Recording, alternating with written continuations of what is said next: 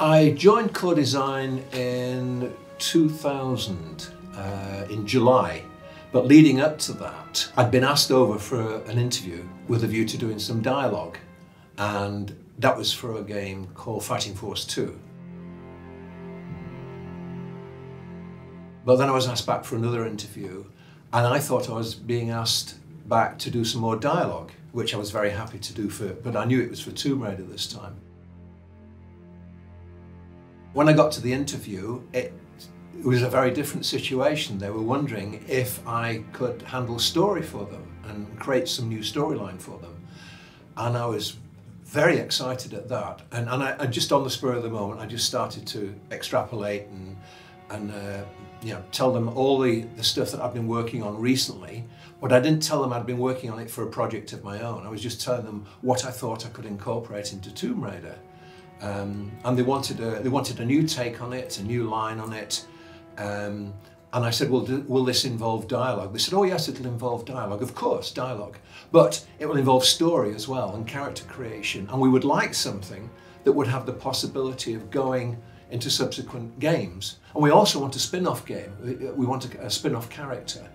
So I said, yeah, I can do that, I can do that. I knew I could. I didn't know how I was going to be able to do it, but I knew I could do it. So I said, yes, we'll do that. And he said, well, when can you start? And I said, last Thursday. I got incorporated into a team that had been working, I think, for 6 months up to that point, and they hadn't been able to get any sort of cohesive storyline. They hadn't been able to agree. My task was to start afresh, incorporate some of the ideas they've got, but actually it turned out to be not very many, and come up with a whole new set of ideas. I asked for any background information on all the previous games because I'd seen the games, but I'd not played them. And I said, well, what are the storylines in those games? It'd be useful for me to know that, so I'm not going to be crossing over anything else or contradicting anything else that had already existed. And I got those, and I went home and I read those like mad and studied like mad.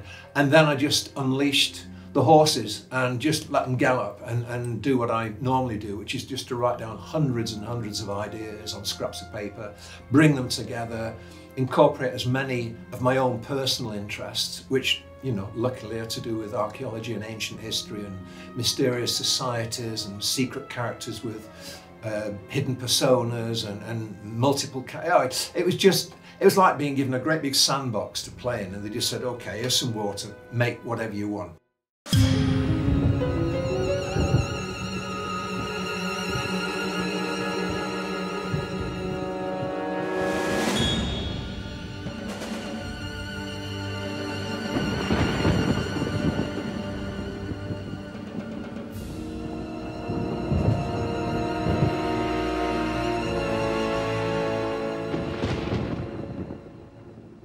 This year, for the first time, I saw AOD being played through. We didn't get quite through to the end, but I was, watching it being played, and Pete and I were invited to make comments.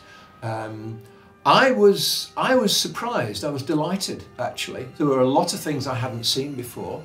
There were quite a few of the environments which I hadn't seen before. I'd seen stills, but I'd not seen them in motion. I'd not seen them in a 3D environment situation.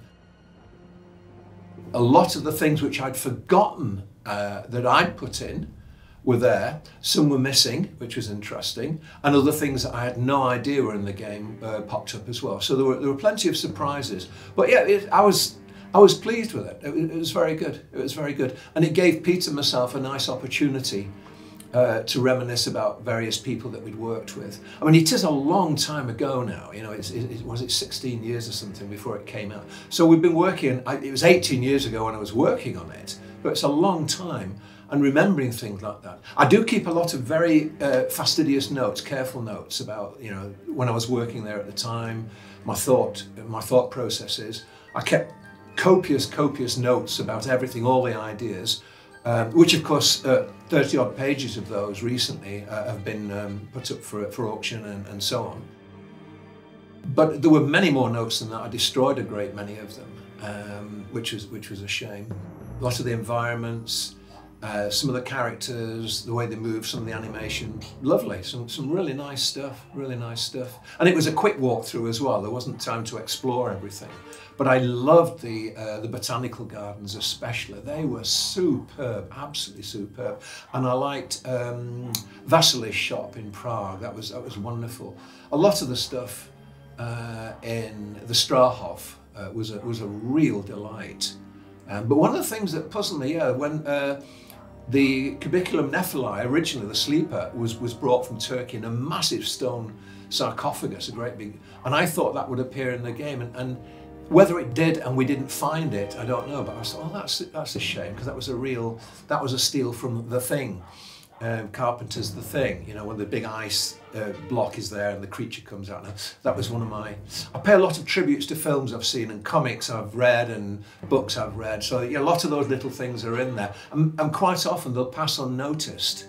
And of course when the game came out, I thought, well, everything I've put in there is going to pass unnoticed, because everybody's slating the game, nobody's going to pay any attention. How wrong can you be? You know, here we are 18 years later or 19 years later, whenever it was, and people have dug into that and found all sorts of material in there that I'd forgotten. There are definitely people out there who remember more about the game than I do, but I do remember more of the stuff that didn't go in than anybody else.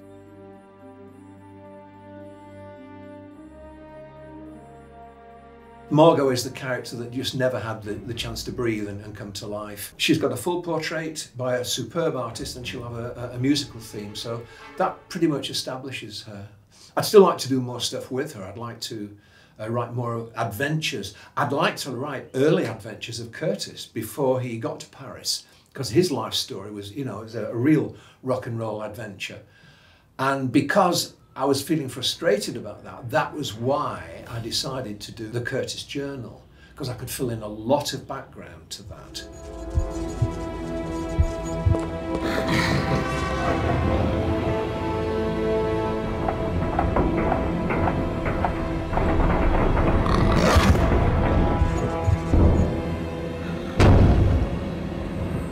I'd been thinking about this a lot for a long period. I thought, how can I, without getting involved in having to write a whole load of stories that will never get published and never see the light of day because it's, you know, copyright and all the rest of it.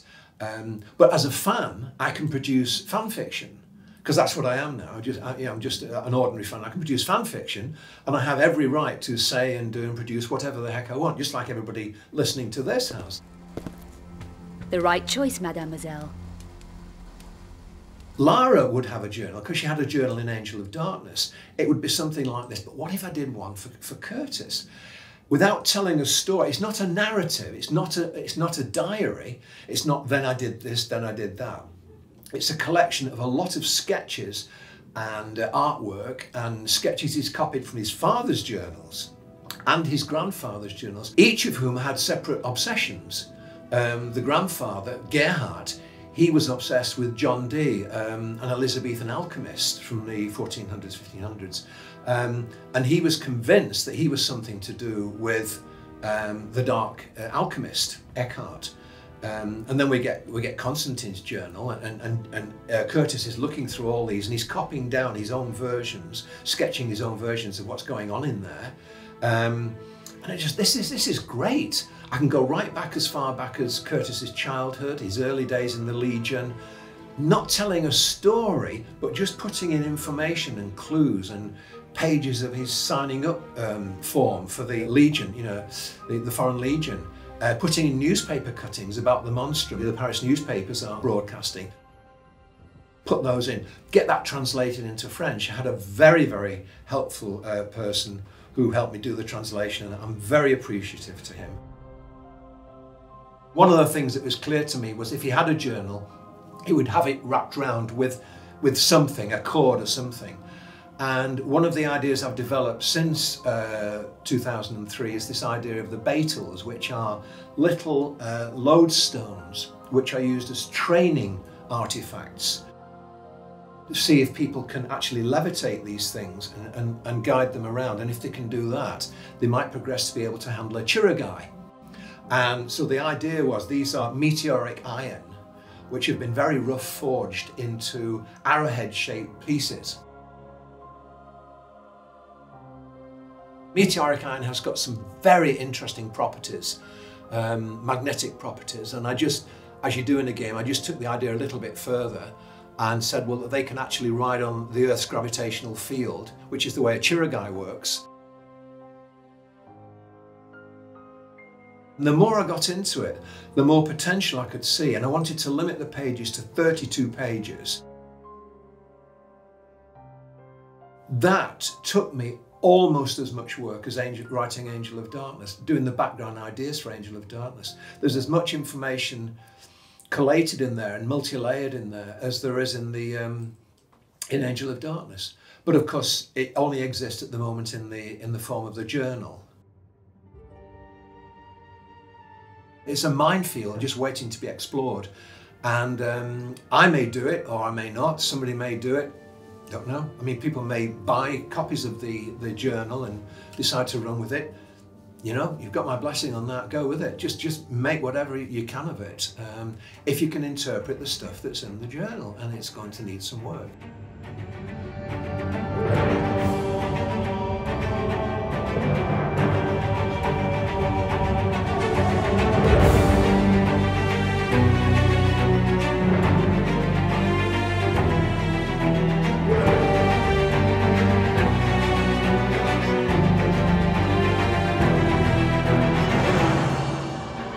Finding out all these years later on that people are still enthusiastic about Angel of Darkness.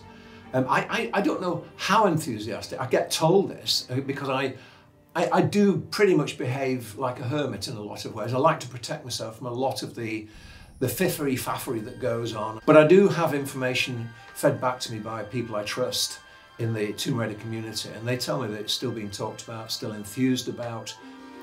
The real delight for me is when somebody does get in touch via these people who act as sort of portal guardians for me, and they say, because of Angel of Darkness, it inspired them to go and do their own work. And I find that to be a great feeling of satisfaction and validation of the work I put into it. I did put a lot of work into it, a lot of work.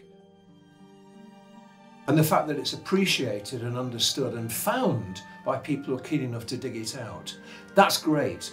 But the real payoff is that people have taken that as inspiration. It's inspired their own ideas, their own thoughts, their own creative urges, and they've gone off, they've become designers, artists, you know, all the other stuff, all the stuff that comes into creating games, and not just games either, you know, books and films and other stuff. It's wonderful, it's a wonderful experience, and yeah, I feel for that reason, I know Pete and myself, we both feel very pleased and proud that it's still spoken of in that way. A simple answer to the query is July 2000 till 2003 when the thing went out the door.